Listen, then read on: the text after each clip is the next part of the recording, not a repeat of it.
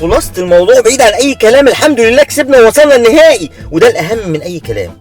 فرحة فرحة فرحة، واحلى واقوى انواع الفرحة اللي بتبقى طالعة من قلب اليأس وبعد تعب ومعاناة. وزي ما قلنا في حلقة مباراة المغرب، ان احلى شعور في الدنيا لما تبقى بتشجع فريق وشايفه هيخسر في اي لحظة، واللحظة دي جاية مسألة وقت مش اكتر، وهوب كرسي في القلوب بتخطف المكسب وتجري. ب 14 راجل الحضر يفوز على بوركينا فاسو ويتأهل بمنتخب مصر لنهائي كأس افريقيا. احنا في النهائي يا رجاله بسيناريو اكتر المتفائلين ما كانش يتوقعوا. في النهائي بفضل رجوله الحضري واي 11 معاه، نختلف على مستوى لعيبه واحقيتهم في اللعب او الانضمام للمنتخب من الاساس، لكن نتفق ان كلهم رجاله ومخلصين، اللي لعبوا واللي ما لعبوش، دي حقيقه ما فيهاش فصال. لكن يبقى الكلام عن المنتخب كله كوم، وعن عصام الحضري كوم تاني، وحدوته تانيه، وفيلم تاني، فيلم ملحمي عن الاراده والتصميم والعند.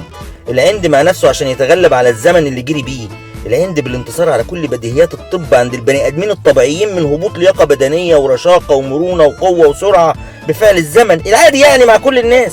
بس اكتشفنا مؤخرا ان العادي مع كل الناس مش هو العادي بتاع عصام الحضري، اللي التاريخ عمره ما هينساه كرمزه للطموح والتصميم والانتصار على نفسه قبل اعدائه. منتخب مسافر لكاس الامم بقايمه هي الاضعف في تاريخ مشاركات مصر، بس هي اختيارات جهاز فني احنا اللي اخترناه.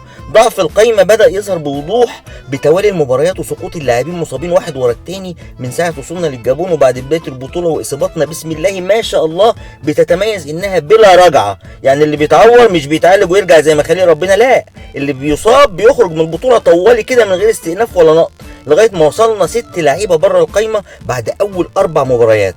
الاصابات دي حاجه بتاعت ربنا، اسم ونصيب، انما اللي في ايدينا هو القايمه اللي اختارها الجهاز الفني، القايمه اللي فيها 2 رؤوس حربه بس، على اعتبار انه ممكن يستخدم كهربا في المركز ده لو احتاجه، وده كان مستبعد طبعا من دماغ كوبر، لكن يشاء ربنا ان مروان وكوكا رغم التحفظ على اختيارهم ومستواهم يصابوا، وطبعا في قانون اصاباتنا اصابه يعني بره البطوله، ويجي كهربا النهارده ياخد الانذار الثاني. وما اعتقدش كوبر اللئيم هيلحق قبل يوم الاحد يجهز اسامه نبيه، لانه الوحيد حاليا من اللي جنبه على الدكه اللي لعب راس حربه.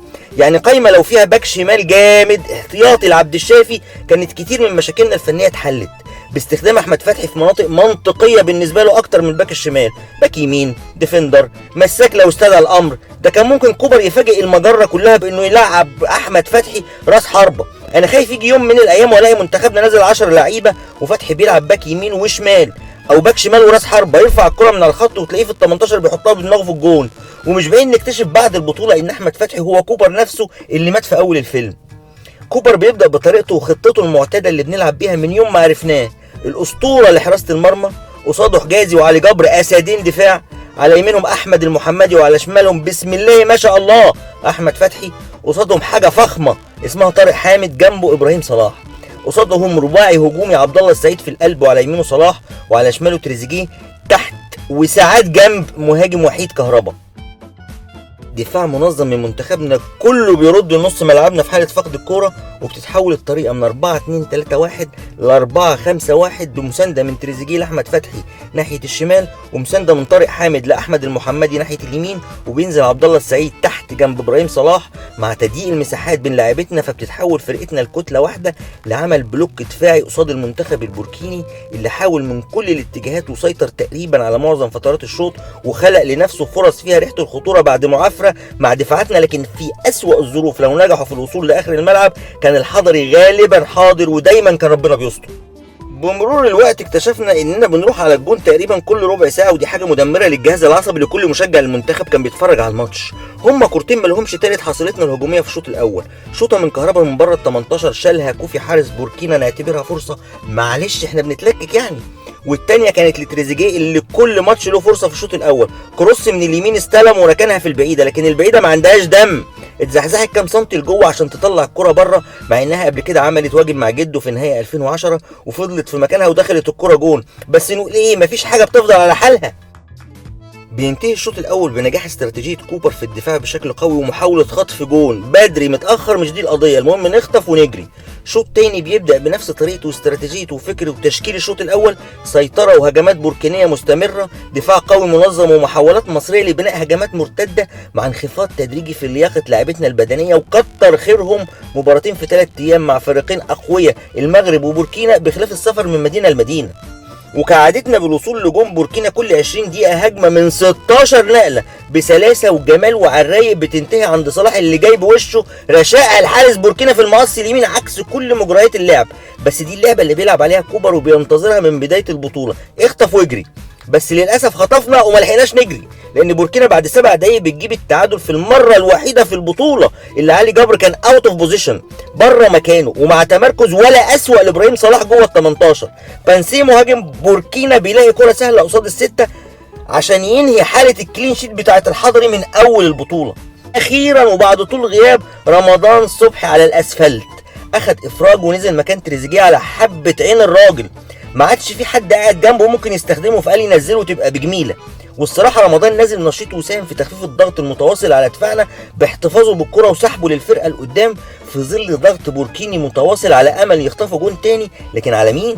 هي مره وفاتت، وكان واضح كده ان شكلها رايح على الوقت اضافي. يلا ما تسعش وانا قاعد في حيل عشان اقف يا باشا. ودخلنا الاشواط الاضافيه وسط هبوط مرعب في لياقه لاعبتنا ونشاط واضح ومستمر لبوركينا. ايه الناس دي؟ بيلعبوا كانهم في اول الماتش، في بني ادمين كده؟ طب حسسوني بشويه تعب، ده انا بقيت بنهج وانا بتفرج. صحيح اللي سماهم الخيول، ما اكدبش، بس مش كده يعني.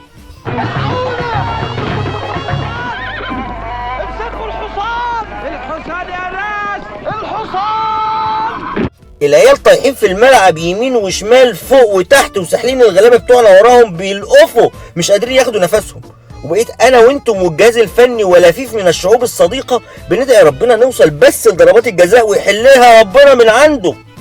وصلنا لضربات الجزاء من غير اي وفيات في صفوف فرقتنا، وكل اللي بيدور في دماغي ساعتها ان يا ريت بلاش اي لعيب من الزمالك يشوط اي ضربه جزاء، عشان زي ما كلنا عارفين في مشاكل بين لعيبه الزمالك وضربات الجزاء وهم مش على وفاق مع بعض اصلا.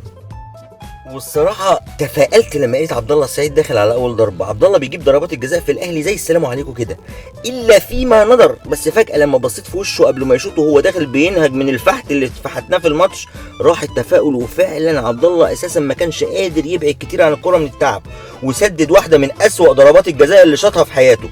القلق بدأ يزيد لما بوركينا حطت 3 ضربات ورا بعض وكلهم عكس اتجاه الحضري اللي كان بيتحرك بدري. لا يا حضري، ده انت الحل الاخير، تتصرف تتشقلب، مش بعد كل المرمطه دي نخرج بضربات جزاء. ربنا كرمنا وسجلنا 3 ضربات جزاء ورا بعض. رمضان شاط واحده بطريقه السكته القلبيه. ليه كده يا رمضان؟ حد يعمل في اهله وناسه كده؟ انا لغايه دلوقتي كل ما بشوفها في الاعاده بترعب احسن تضيع. وحجازي جاب احلى ضربات جزائنا، ضربه بتمثل مستوى حجازي في البطوله لغايه دلوقتي.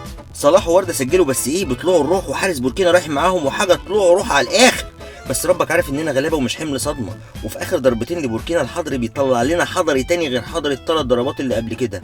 حضري نهائي 2006 تقل على الخط وما اتحركش قبل الكوره، وربنا وفقه ببركه دعاء الملايين وعشان عبد الله ما يشيلش الليله لان كان هيبقى حرام. شال الحضري كورتين ورا بعض اللي تنفجر الافراح في كل مكان فيه مصري على وجه الكره الارضيه، ويصعد منتخب المصابين للنهائي في اول ظهور لنا في النهائيات من 7 سنين. وللمباراة الثالثة على التوالي المنتخب اللي قصادنا يسيطر ويضيع واحنا نخطف ونجري، ولذلك في انباء عن اجتماع طارئ للمديرين الفنيين ال3، جرانت مدرب غانا ورينارد مدرب المغرب ودوراتي مدرب بوركينا، والخوف كل الخوف من قرار عنيف مفاجئ.